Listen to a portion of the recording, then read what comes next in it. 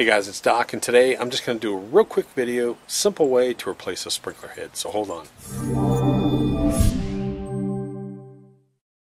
Hey guys, I figured I'd just do a quick video. Last week I replaced several sprinkler heads. I'm going to go ahead and replace this one, and next week I've got a guy coming out that's going to move a bunch of sprinkler heads, actually go with a trenching tool. But let me just show you a quick way, just whether it's a Hunter or whether it's a Rainbird. I actually have both sprinkler heads out here, so let me show you a quick way just to do it. All I've done here so far, so you can see it, is I'm just going around and I'm just tracing a square all the way around this sprinkler head. Now my sprinkler head is right here and I can't get to it. So what I'm going to do is just keep cutting, and then go in and sort of lift.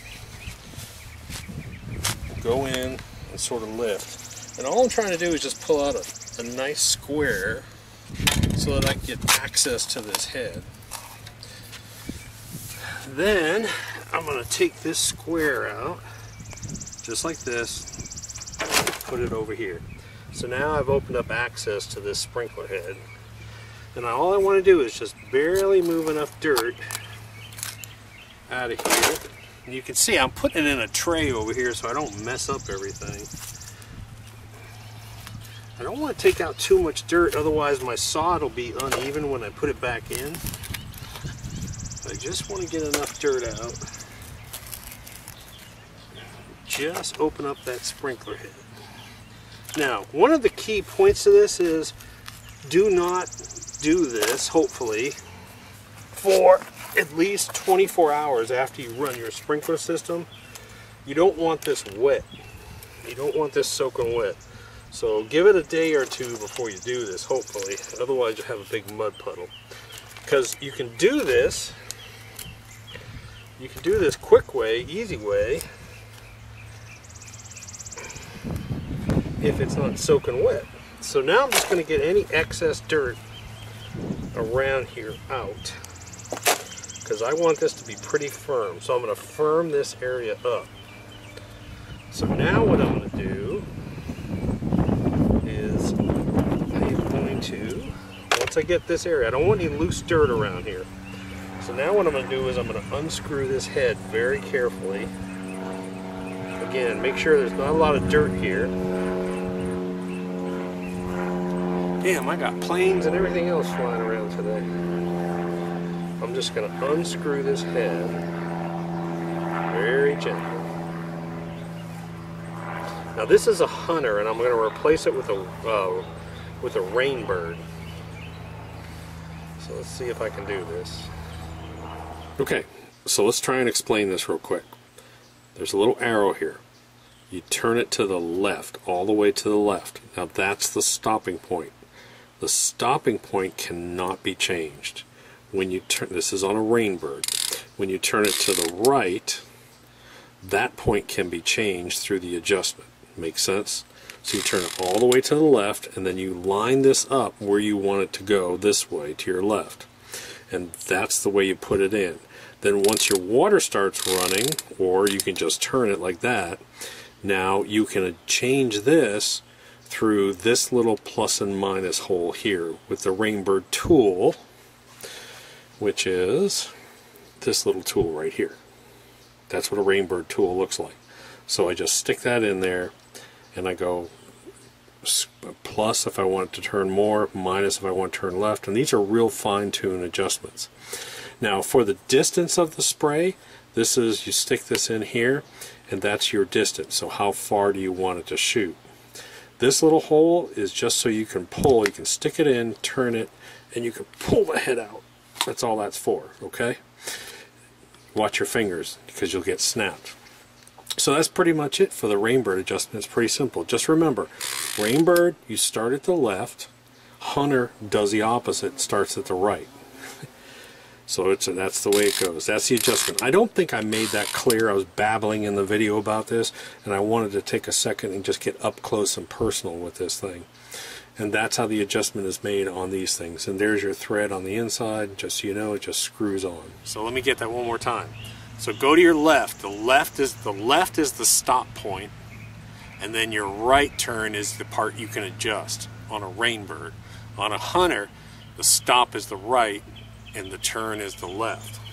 So you can see I've just opened this up just enough to get this, and I've got all my dirt compacted. I don't want dirt falling back down in that hole. Now this trick doesn't always work.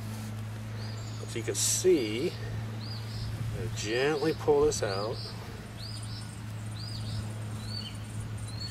Let's see, any loose dirt I'm going to sort of push down.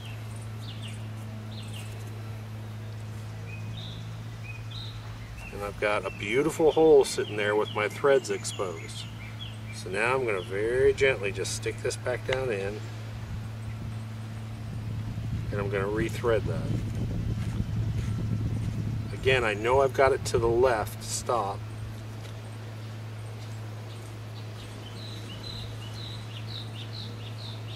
And there's my left. Hand tighten only. Now I've got it to the left.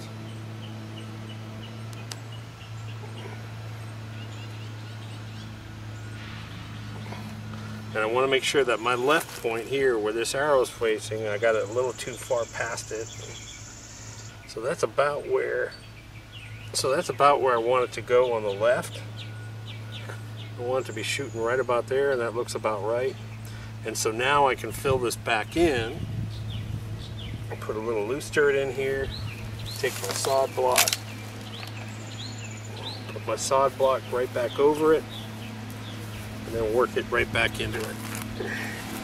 And so now you can see it's pretty much even, so if I just need to go back and fill in a little bit, I can. So there we go. Make sure my head is opened up. Make sure there's enough room for the head to pop out. There we go. Now we're all set. Hopefully you can see that that was a 5-minute project. I cut out the square around it, lift out that whole entire piece, put it in a tray over here, replace my sprinkler head, and this is a Hunter PGP, I think it is, a Hunter PGP thread system. And they're going to match the Rainbird and Hunters. They're going to match, obviously, the thread system. And now she's ready to go. Alright, there are two tools. This is a Rainbird tool, and this is a Hunter tool. So what I'm going to do is, again, it's stopping, the pattern is stopping over here on the left. So that's my stop point, and now this is the adjust point. So I'm going to watch and see where that goes, adjust, or I can just turn it, and that's where it's going to stop. And I want it to go just a little bit more. So if I want it to go a little bit more, I'm going to stick my little tool inside there and just give it a tiny turn to the plus, and it'll actually turn more. If I want to go minus, minus, and it's a very fine adjustment. I'm going to turn it all the way to the right, turn it back all the way to the left. I'm going to go in here, and I want to turn a little bit more. So I'm going to give it just a tiny bit. I want it to go a little bit more. So I'm going to give it a tiny little bit. Over to the left, over to the right. Tiny bit more. Oh, I'm getting a bath on my back. So now I'm going to adjust the spray distance. And that's done right through here. And it's a lot of turning, usually to begin with. Just keep going, keep going, keep going, keep going till you see the pattern change. There we go. And we'll see if that's about right. Alright, so you can see this. You can see the distance now that I've got. I changed the distance through the front hole. And you got to be careful because you got to watch. On a windy day, it's deceiving. And that's about where I want to be. I'm getting wet. I only want to cover about 3/4 of the way because I have sprinkler heads down over here to do. I may have to lengthen some of that spray up, but it's deceiving if you're, today is a windy day, and so what's happening is you know, I water first thing in the morning when there's no wind, so you just got to be careful with that length adjustment. I'm going to probably lengthen, see how short that one is. I think I might lengthen that one up a bit. So again, guys, 5-minute sprinkler head replacement. Real simple. Just dig out your square, pull out the sod, try and get it nice and smooth, bring it up and just replace that head. It's that simple. Pretty easy. Dot, how you doing?